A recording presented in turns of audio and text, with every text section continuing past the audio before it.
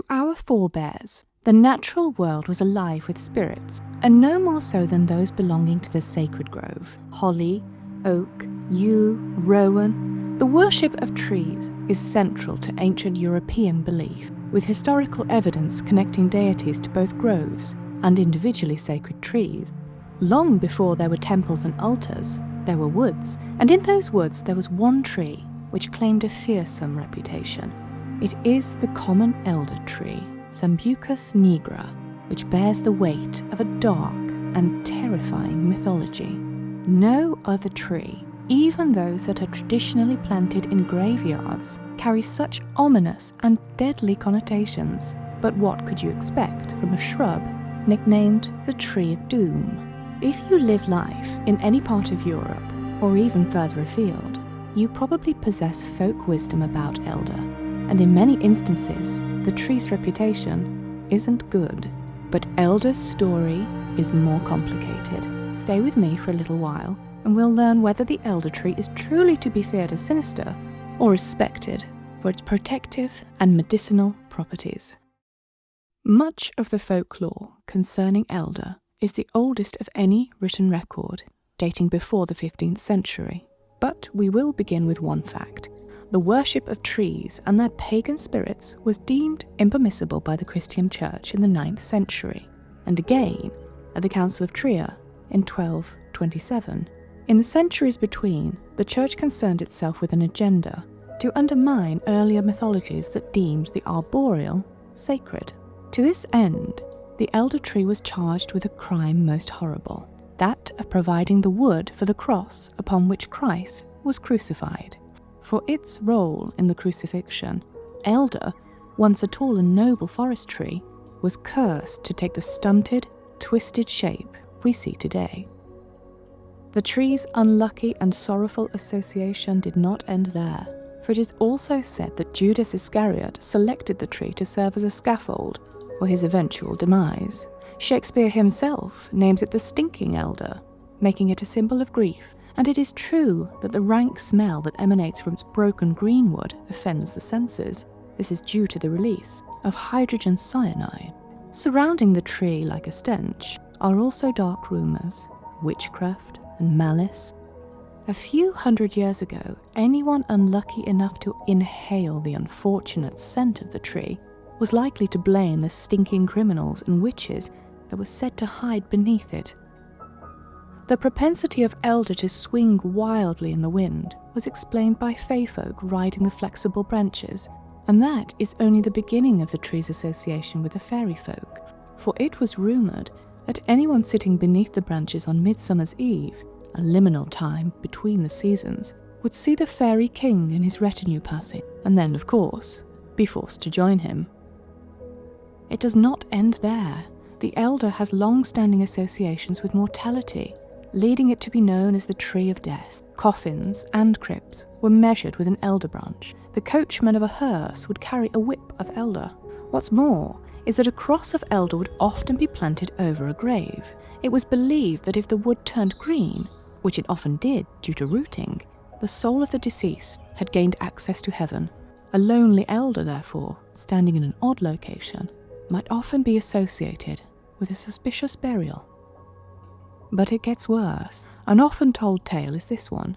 Witches might choose to transform themselves into a branch of elder, and so no furniture would ever be made of the wood, lest one accidentally bring a witch into their household.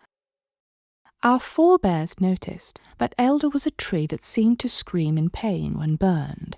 A myth arose that anyone cutting the wood would be punished by Hilda. Even after Christianization, she lingers in folk memory. Hilda is a figure from English and Scandinavian folklore, the guardian of the elder.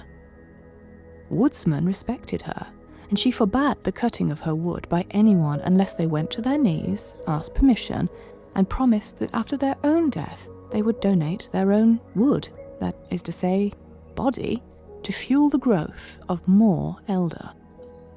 They used to say, "Elder is the lady's tree, burn it not, or cursed ye be." It is no wonder then that when Joanne Rowling came to select the wood which would represent a wand made by Death himself for the Harry Potter series, the most potent and powerful of all wands in fact, she chose elder. Indeed, any wound delivered by a spike of elder was said to prove always fatal. But wait, this instrument of death belonged to wizards both very bad and very good, and every shade between. Isn't there an inherent contradiction? Yes, and here's where Elder's story becomes more complicated. We have learned how the early medieval church attempted to thwart the worship of Elder by associating it with sorrow and misfortune. And yet, the tree's name, Sambucus, has a gentle and musical origin.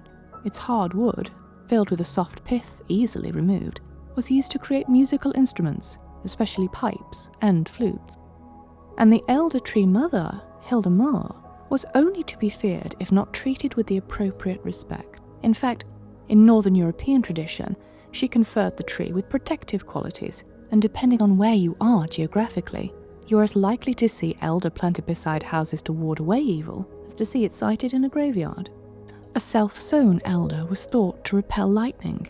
That may or may not be the case, but that hydrogen cyanide we spoke of earlier did have the natural ability to repel flies and insects, and so it was often found hung on the thresholds of houses or barns. The plant was also considered a potent curative, called the pharmacy of the isolated farmer. Botanist William Cole, speaking to us from the 17th century, said, "There is hardly a disease from the head to the foot, but it cures." Because elder was believed to banish evil spirits, and evil spirits were thought by our forebears to be a source of pain, holding a stick of elder was thought to banish agony, and chewing the stick was a popular folk remedy for toothache. With the advancements of science, of course, elder has been taken into modern medicine, an effective reducer of cold and flu symptoms and a rich antioxidant.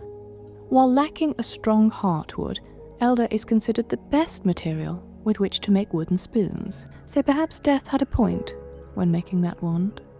And so you see, elder is a tree which refuses, by its very nature, to fit into one folkloric classification. In summer, the flowers are vibrant white, bridal. By autumn, the tree is laden with a dark, cumbersome load of heavy black drupes, which drip black-red juice, not unlike blood. Every account I have mentioned here is contradictory, isn't it, darlings? It is therefore impossible to synthesize one complete verdict about the elder. Whether your opinion of the tree is positive or negative might be an accident of where you were born and what you've heard. We call that ethnobotany.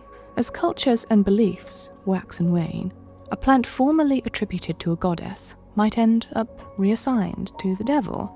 Folklore and superstition do not easily die, but tales change, and a tree can take on diametrically opposed qualities and engender argument between countries, villages, even close friends. But one thing is agreed by the people of Britain, most of Europe, the Caucasus, Asia Minor, and as far as Western Siberia. The elder is, if nothing else, deeply strange and deeply connected to our collective sense of magic and mystery. If you have a tale about the elder, tell me below. Please remember to like and subscribe if you've enjoyed this little foray. It helps me, and it is the most wonderful gift. And as ever, I remain your most obedient servant, the Marquis de Sadness.